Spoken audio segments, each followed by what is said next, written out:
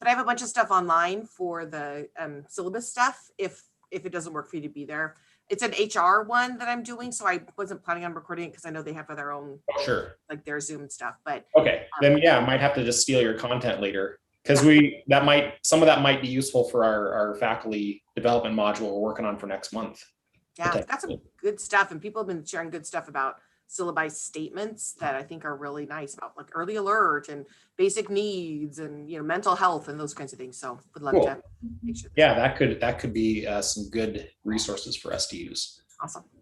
All right, well, the clock says it's 1 o'clock, and make sure I'm broadcasting on YouTube correctly. Okay, we're good to go. So I guess I will get started. Thanks everybody for coming to Tech Talks this Tuesday that feels like a Monday. So the topic for this week is a nifty little trick that you can do in Canvas anytime you're building a Canvas page, where you can use just a teeny tiny little bit of HTML code to make tabs so that you can kind of organize your content in a different way, which can be potentially useful in the right circumstances. So let me share my screen because I'm going to show you what that looks like first, and then we'll talk about how you can build it and then what you might want to use it for. So let me share my screen. I saw like a TikTok video or something over the weekend of a college student somewhere who was doing an impression of an instructor sharing their Zoom screen. And it felt like a personal attack because it was like he was pretending to be the not quite tech savvy teacher. So he's like, okay, let's see, just a second, click here, making mouth noises. And I felt personally attacked by that. Okay, so since you're here, you may have already seen our e-learning newsletter, but one of the techniques we've been using in the new version of the newsletter are content tabs, because in each edition of the newsletter, we have a ton of stuff in here. Some of it changes every month, some of it is updated sporadically, and some of it is not updated often, but we still want to get it in front of people on a regular basis. So for example, in every newsletter, we have a section about our professional development offerings for the coming month, including obviously our tech talks, but also talking about our monthly faculty development module. And then we also have content about updates to Canvas or to Zoom or to Panopto, just updates and new features and changes that we want people to be aware of. And then we also have a contact card just with contact information for Ben and myself and for Rick and Jerry and for our success coaches. And then kind of a little menu of services that we offer. But if all of those things were in one solid column, this would be a ridiculously long page, and it would be easy to get lost in all that content. It would be easy for people to skim over it. And it's also harder for people to find content that they are specifically interested in. You know, if somebody is one of our power users, they don't need to see our contact information. They know how to get a hold of us. They just want to see what professional development offerings we have this month. So we have been using content tabs for that. So we have these little tabs along here, and if I switch over to Canvas updates, then it shows me some of the new features available this month. If I switch over to e-learning services, then it kind of gives our menu of services. Our contact card gives us our little contact information for everybody. Professional development is our monthly development offerings. So why would you maybe want to use something like this in one of your courses? One thing I will say is you probably don't want to use content tabs if there is a piece of information that you absolutely want every single student to see immediately. I wouldn't use content tabs for that. But if you have like a bunch of additional resources or several examples of an assignment or some external links that you want students to have access to, rather than having all those things in one big long column, you might want to use content tabs to organize those and split those up so that students have access to those things, but not necessarily everybody needs to see everything all at once. And that's one way you might want to use content tabs. So I'm going to show you how to build these from scratch. And again, it's going to require a teeny tiny little bit of HTML code, but I don't want that to scare you off because you don't necessarily need to know how all this stuff works. All you really need to do is copy, paste, and then know where to put the content that you yourself are writing. So I have another tab here that has the code sample here. I'm also going to paste that into the chat so you have the direct link for that. For anybody watching on YouTube, this link is actually in the YouTube description for this video, so you should already have that. But this is just a nice, some other college has this page with a bunch of nice little HTML snippets, and this is the one for the content tabs. So up along the top here, it has the example, tab 1, tab 2, tab 3, and then the content in each one of those tabs. When you scroll down here, this right here is the code that you need to take in order to make these content tabs work. So right now, I'm just going to select everything. I'm going to copy that. And now I'm going to build a page using these content tabs. So let me get into my practice course here. I'm going to make a new page. New page. Oh, and it needs a name.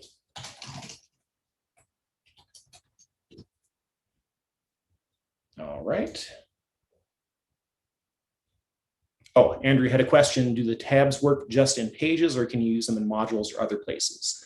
Yeah, so basically anywhere that you have access to the rich content editor, you can use this. So yeah, that's not modules, but it could be pages, assignments, quizzes, announcements.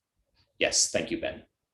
Okay, so I have this blank page open up here. There's nothing on it right now, so I'm going to edit this. So normally when you are adding content to a Canvas page, you're going to use this area here, which is just called the rich content editor, where you can copy and paste text, you can add images, you can just copy everything from a Word document and paste it right into here, and it will mostly save your formatting. And then you can do other formatting things here, like changing headers, inserting images and links and that sort of thing. But to get started, we actually need to go into the HTML editor. To do that, down on the bottom right corner of the content editor, there's this little icon, looks like a couple of brackets and a slash. If you click on that, it says switch to HTML editor. Now, what we're looking at right here is basically all the code behind the scenes of this particular page, which right now is blank because there's nothing there. But if I were to look at a page that already had a bunch of content in it, you would see little tags that mark where a paragraph starts and ends, or marks where a header starts and ends. Again, you don't need to know how any of that stuff works to do this. But I already copied this code here. Now I'm going to paste it into the HTML editor. And let's just hit save for now. So now this is what it looks like. This is what I pasted in here is the HTML code for these 3 tabs. So now if I go back and edit this, now we're back in auto save content. No, let's leave that alone for now. Now this is where it gets a little bit confusing because now that we're looking at this in the content editor, it doesn't look like tabs. It shows up as a column of text. And this is the part where you have to start adding your content.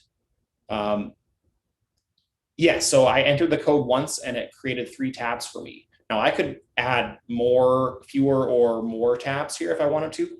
And I'll get to that in just a second. I'll show what that looks like. But for now, I want to change the names of these 3 tabs and start adding some content into each of these tabs. So to do that, I'm going to select just this text. And again, this is where you need to be a little bit careful because if I accidentally select more than one of these or two lines, then it's going to screw up the formatting on this. So I just want to select this. And let's call this first tab assignment instructions. Let's say we're doing this as the description of an assignment. So the first thing is going to be the assignment instructions. I especially want that to be the first tab because by default, that's the first thing that your students are going to see on this page is whatever's in content tab 1. So those are the things everybody needs to see. Everybody needs to see the instructions for this assignment. But then I might also have a tab for examples. And then maybe the third one is additional resources. So now I've changed the name of those tabs. Now I need to start adding content to each of these tabs. And again, this is where you need to be a little bit careful, at least at first as you start this, because in the rich content editor, it's kind of hard to tell where the content from one tab ends and the next one begins. So again, I need to be careful about where my cursor is on this because it's easy to accidentally put your content into the wrong tab. And it's hard to tell what's happening until you save this and then you look at the finished product.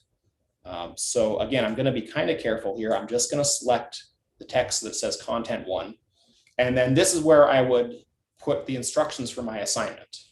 And again, you could copy text that you already have written in a Word document or text that you already have in an existing Canvas page or an assignment submission folder or something like that. So I'm just going to say,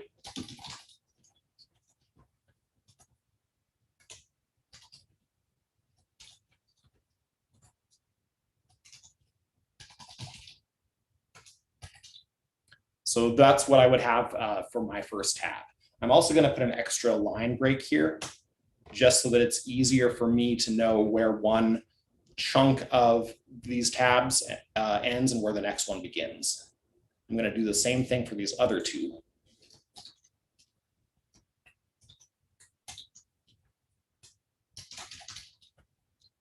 And these might be, chunks of a paragraph from an example student paper, or it might be a link to a PDF example, or it might be, it could be whatever you want it to be, obviously.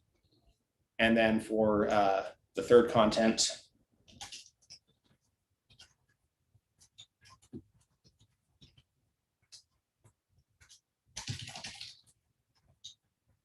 okay, so now I have these three sections kind of broken up a little bit here. I'm going to hit save and let's see if it worked correctly. Oh, see, so I actually did have a mistake here where the content ended up underneath the tab here. So I do have a little problem that I'm going to have to go back and fix. So let's edit this again. So now we are going to go back and look at the code because now we're going to have to figure out where those content tabs begin and end. So I'm just going to briefly explain some of the stuff we're seeing here, because again, you don't need to know how all the HTML works, but you do need to know where content areas begin and end. So the first thing you see here, right here, where it says UL, that means unordered list, and then LI means list items. So this is what's defining those tabs and the name of those tabs. So you see here, tab number 1, assignment instructions. Tab number 2, examples. Tab number 3, additional resources.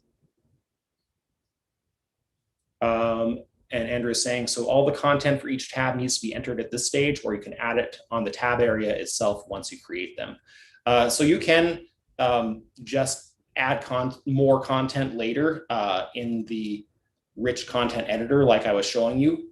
But again, like I accidentally showed you, I had a little error there where I didn't put all my content in the correct section of the code, and then it was displaying incorrectly.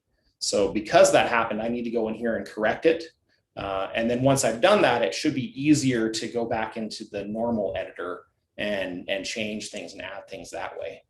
Caleb, did it goof because you added it in the rich content editor rather than the HTML editor? I think what goofed was when I hit the enter key, it tried to make a new paragraph, but it made that paragraph outside of the correct code.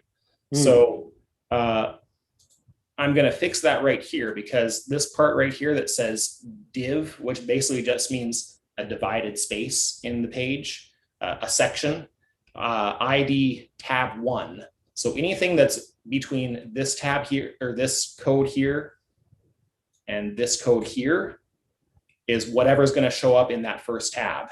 So because I made those line breaks there, it put all this stuff outside of this, and that's a problem. We don't want it that way. So I'm just going to do this. I'm just going to cut that out, put it right there.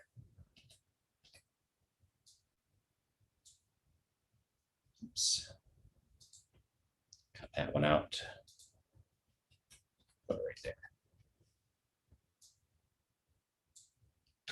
And then we're going to do the same thing for tab 2.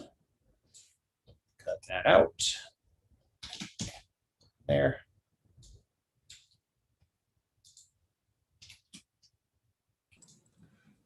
And Is it the periods that's going to divide them? I'm just curious about the code now.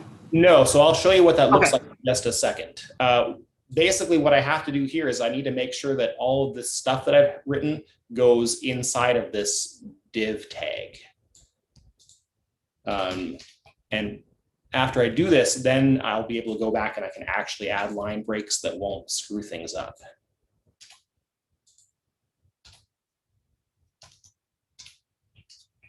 Okay. So now we've got that organized correctly. But you'll see here that there's no line breaks between each of these. So now I need to go in here and put those in. And if I do this correctly now, let's do this. I'm going to hold down Shift Enter, and that's going to make a line break without making a new paragraph. And then same thing here, and here, and here. And we'll put one in between.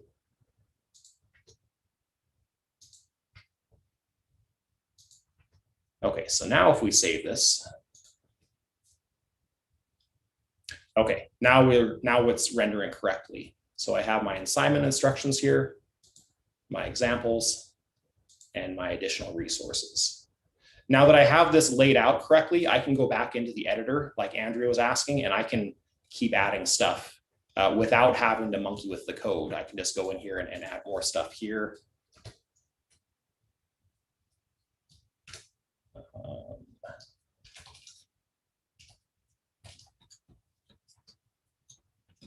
And I can keep adding stuff. I can add pictures, I can add links, I could even embed a video if I wanted to. So I can put all that stuff in here, and I can keep adding content to this. And if I save it, it should all go in the correct tab.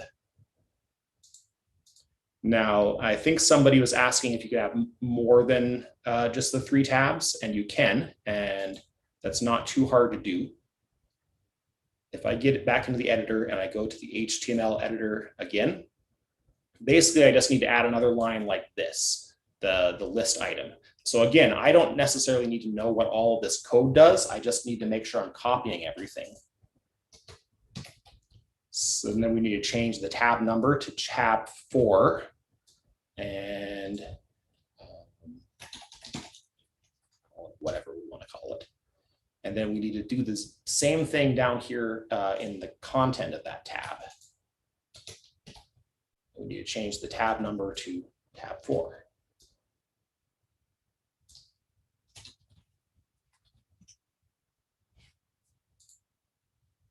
And now if we save it again, now we have 4 tabs with four chunks of content that we can share.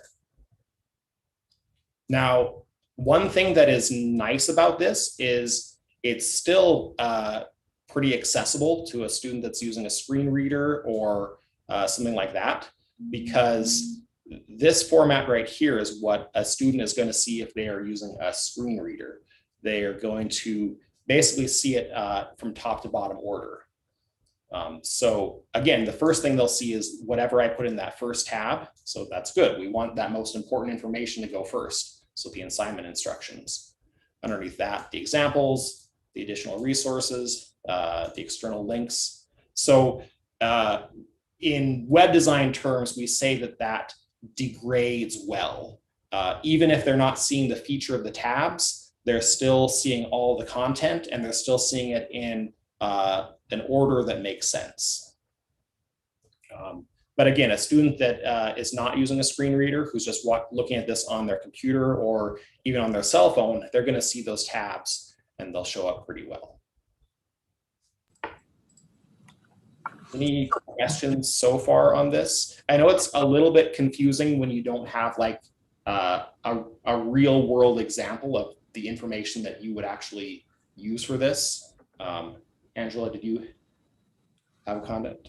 Oh, I just wondered about the mobile access, because I think I was talking to Diamond Wilson, who had done some cool clickable buttons, and she was like, now they're not working mobile. So making sure that it is something that people will be able to see, even if they're watching it on a cell phone. Or yeah. So Ben, correct me if I'm wrong, but I'm pretty sure this is mobile friendly, right? Yeah, if they're using the app, it's mobile friendly, the Canvas app. Okay. They can click through the tabs. And, you know, I was thinking, what's the best use case for something like this? And I think, you know, when we have that wall of text where students are expected to just keep scrolling, that can be pretty daunting. And so it's a good way of breaking up information, you know, as you mentioned, in different groups or classifications. But also, I think you did a good job of pointing out critical information you don't want in that last tab. Yeah. Right. You want to prioritize that earlier so that students don't get lost kind of working their way through it. I think it's a great way of breaking up assignment instructions. I think that's kind of cool. I think a tilted assignment that way would be kind of fun, because Tilt does a good job of breaking that assignment into sections using headers, and this does a cool visual way of doing that in Canvas. That might be a good use case. Yeah, and I guess in my mind, again, put the most important critical information in the very first tab, because you want everybody to see that. And then in the second tab, you might have information that not everybody is going to want or care about, but the students that want those examples, they have those examples. The students that want the additional resources, they have the additional resources. So you're still making all that information available to everybody, but you're prioritizing the critical information first. Really? Something else that I've been trying to do on our newsletter is, if I have stuff in the Canvas updates, for example, that I want people to be aware of, I make sure that I mention that at the top here. So if we're talking about Zoom captions or changes to the lockdown browser, I specifically say, if you want to read more about this, click on the Canvas updates tab below, so that it's not getting lost, or somebody who may not normally click on this, they know what they're going to find there. So then if it's of interest to them, then they know to click on it. It's very cool. I just love how you can take what would normally be a really long scrolling page, which I have way too many of in the TLC course. And if I can get some examples or some ideas and condense it so that people can click through, it just seems easier to access. I mean, just prettier and better interaction. Yeah. So yeah. Yep. Ben, you've been working with the what is it, the Washington Consortium for the course design checklist, and they make very, very heavy use of these tabs.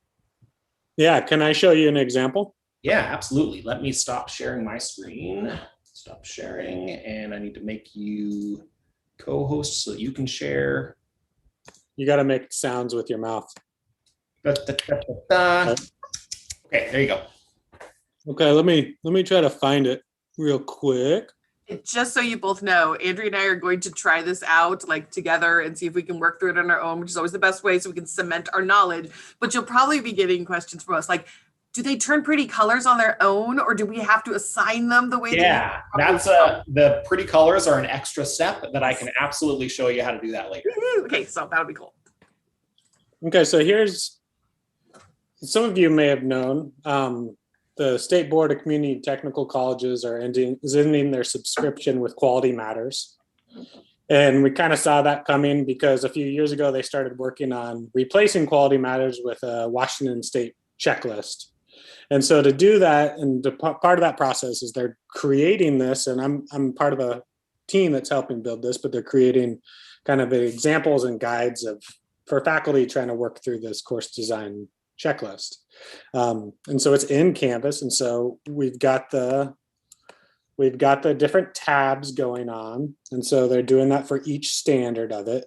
But here's another cool thing that they've done, and I can try to find that is, what are these called? These are accordions. Accordions, yeah, thanks, Caleb. And so they've got these accordions within the tabs to condense information even more. And so this is showing indicators of if you're meeting this standard in online course design, and you can break it down by essential, best practice, and exemplary. And it'll be kind of cool because in the example section, we'll have examples of how to do that well. It looks like she's already filling that in. And so that's just another way of, really putting a ton of information all in one page. This is one page, but there's a ton of examples and there's a ton of content in here. I don't know the code for this. I'm sure I could get it with just an email. And so if you're interested in learning more about this code of the accordions, let me know and I can figure it out for you and send it to you. Yeah, that link that I shared in the chat and in the YouTube description, they have a number of different examples of different HTML code, and I think accordion is one of them. So for somebody who's not super comfortable with the HTML, I wouldn't recommend trying to do both at once, because you have to be really careful about how all those tags are nested together. But you could do either or. You could do the accordion or the tabs, and both are nice ways of organizing lots of content. Awesome. Yeah, I definitely put myself in that category of not necessarily all that comfortable with the code, but yeah, and that's okay. And I am happy to help anybody that wants to try this out, and if they just want somebody looking over their shoulder as they put it in, I can absolutely do that. Yeah, Ben says, don't fear the code. Thank you for that offer, Caleb. Yeah, absolutely. Yeah, just keep in touch as you try this out, and if you want me to be there from the start, I can. If you want to try it by yourself and then you want me to hop in if you get stuck, I can do that too. Either one is fine. But yeah, I mean, like Ben said, don't fear the code. Learning to know just a little bit of HTML can actually be super helpful, especially when it comes to things like accessibility needs, being able to make sure that your header tags are correct, making sure that all your paragraphs are in the right order, making sure that your alt text on images is in there correct. It can be really helpful to just start to learn a little bit of that stuff. You don't need to know everything. You don't need to know how to debug it or how to build complicated things in there, but just knowing what some of those tags mean can be a really helpful skill to develop.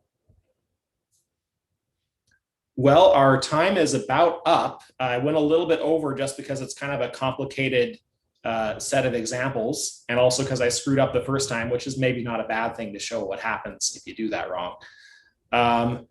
But we don't have to leave right away. If you got anything else on your mind or any further questions. Thank you very much. I'm sorry I have to run, but I will look forward to doing this again. Yeah, keep in touch as you play with that, and yeah, don't be afraid to mess around with it. There's nothing you can break that we can't fix. That's famous last words. Exactly. Well, oh yes, and there's been some weird ones where I have had to scratch my head to fix it, but we can always fix it. Okay. I'll put myself out there on that one.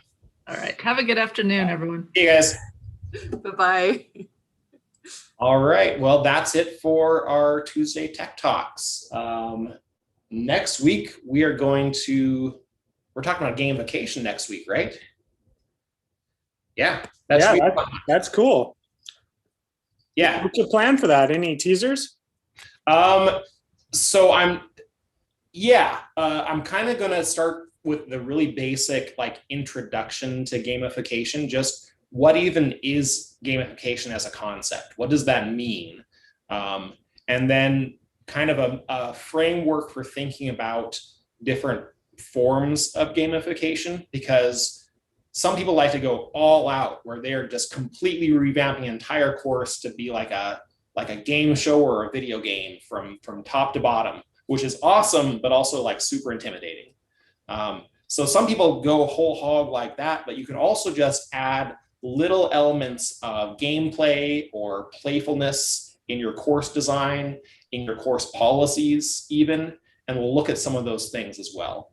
And depending on what the audience is like and the demand for it, we might do a second part of that next month where we go into a little bit more detail of some specific stuff.